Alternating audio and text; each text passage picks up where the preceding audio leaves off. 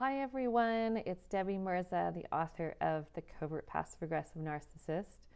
And today I want to talk to you about covert narcissists in the workplace. And this is so common and it's not really talked about that much, but it really takes its toll and really affects you when you have a boss or coworker who is a covert narcissist. So oftentimes what will happen is these will begin very exciting. These friendships, these relationships, I'm going to talk in terms of, let's say this is your boss. So when you first meet this boss, they compliment you so much and they're so excited to have you on the team. And they're oftentimes charismatic people, but can also be shy people too. But they're often well liked by people in the office. So at the beginning, you're so excited.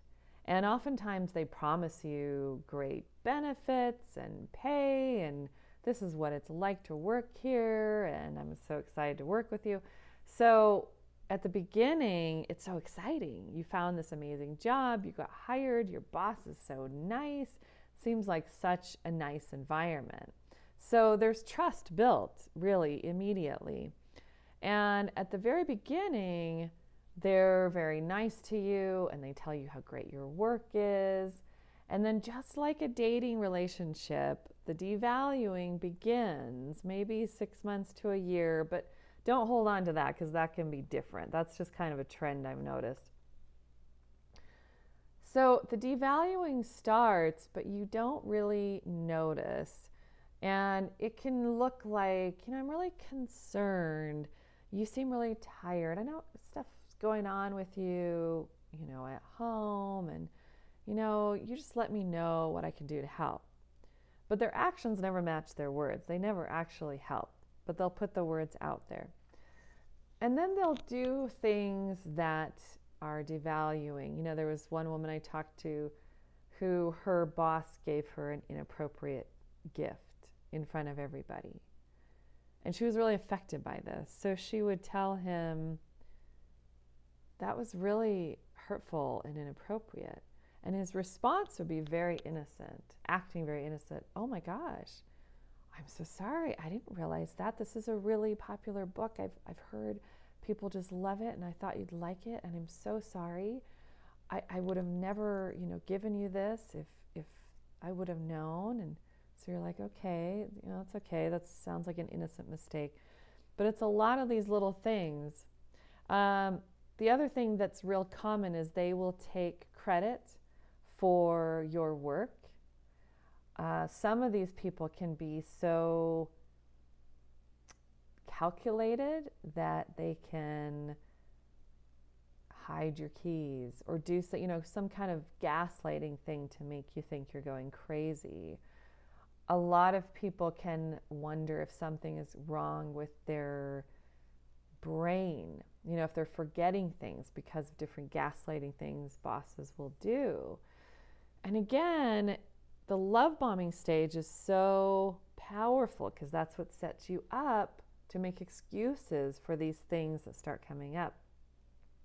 It's also very difficult in these situations because your coworkers won't see this side of them. And so you have no place to turn, really.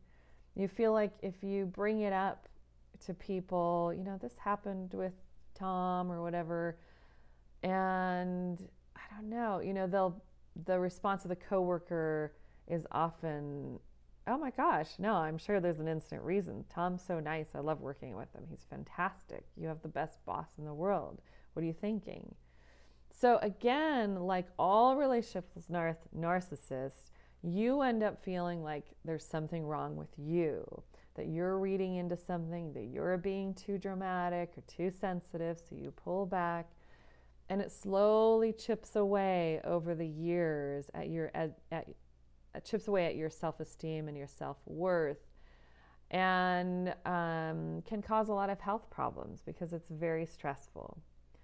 And then they also have the discard phase where they're just suddenly done with you. And it's so painful.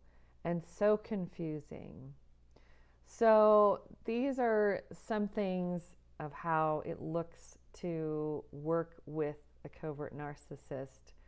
So I hope that was validating to you. I hope this is helpful. I hope all these videos are helpful to you.